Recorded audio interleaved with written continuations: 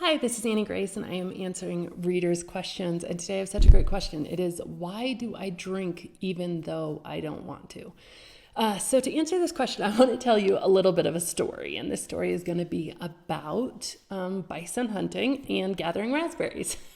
So bear with me, but I think this is really going to give perspective to why sometimes we drink even though we don't want to. So I want you to imagine for a minute that you are back in the Stone Age and you are trying to survive. And you're in luck because your brain is a survival machine. So the brain says, okay, great. My one mission in life is to help this human being survive. So that's what I'm going to do at all costs.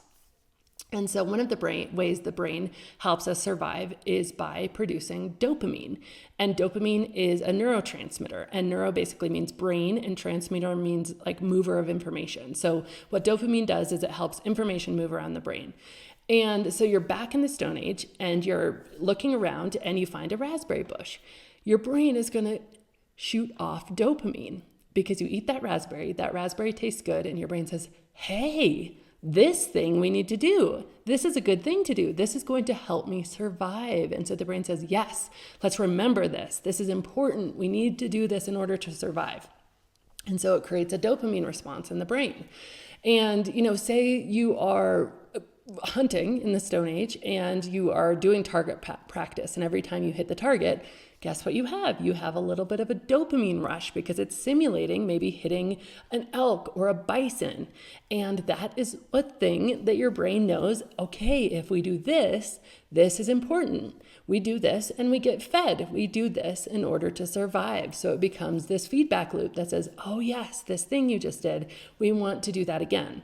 Now, interestingly, in our society today, we have realized, and I'd say we sort of collectively have realized, that certain things create additional dopamine responses in the brain. And so we've created those things with the sole intent of more dopamine. Your phone happens to be one of those things. This is a major dopamine release mechanism.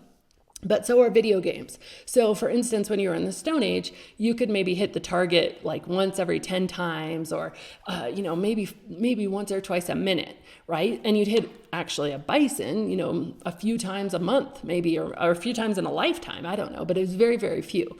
If you're playing a first-person shooter video game today, you can hit a target 100 times a minute. Dopamine, dopamine, dopamine, dopamine, dopamine, extra dopamine, over and over and over again, right? And like something like raspberries, you get a nice normal dopamine response from raspberries. And it's like, okay, great, do that thing again. High fructose corn syrup, on the other hand, processed sugars, you get a dopamine response that's about times 1 billion.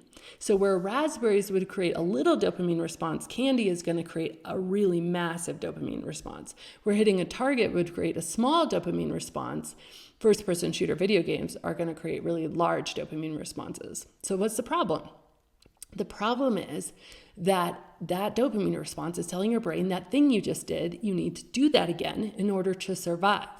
Now, I want you to think of a day, like maybe if you're a kid, maybe you played video games all day long and you just got totally sick of it. It wasn't even fun anymore, but part of you just still wanted to do it.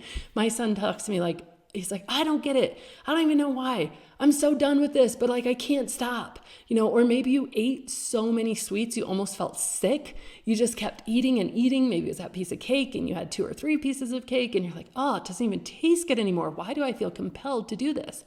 Because dopamine is smart. It knows that we will want to do things over and over again if we feel like we want to do it, but we don't have to necessarily like it. And that's where the big difference is that it starts out, we both want and like the same thing. We want the raspberries, they taste great. We like the raspberries, they taste great. We want that first piece of candy, it tastes great. We like that first piece of candy. But eventually the dopamine response increases. The wanting gets more and more and more, but the liking gets less and less and less. And alcohol is a major player in dopamine response, as is, by the way, every addictive drug: heroin, cocaine, nicotine, like we've already talked about, video games, pornography, gambling. All of these things overstimulate the dopamine response in your brain. They create artificially high levels of dopamine. And what artificial means is just not found in nature. Okay, so you can't find high fructose corn syrup in nature. It's produced, and it's produced in a way to create this response in your brain, because guess what? People who produce all of these things and all of those things, what do they have in common? They have in common profit. Alcohol, a lot of profit, humongous amounts of profit. Sugars, candies, tons of profit. Video games, tons of profit. Drugs, gambling, pornography, all of these things have profit in common, because they know that if they get you to do it, that dopamine response is going to tell your brain, hey, that thing you just did, you need to do that again. And you need to do that again in order to survive. But it's not going to care very much about how much you like it. So you find yourself with any addiction in a situation where you no longer even like that thing you really, really, really want to do. And the way out of that, of course, is to remove that thing from your life. But I believe the best way to remove it from your life is not just by removing it, not just changing the behavior. I think you need to know something new in order to feel something new, because we need to work with the brain, not against it. And we know that the brain wants to do what it feels like doing.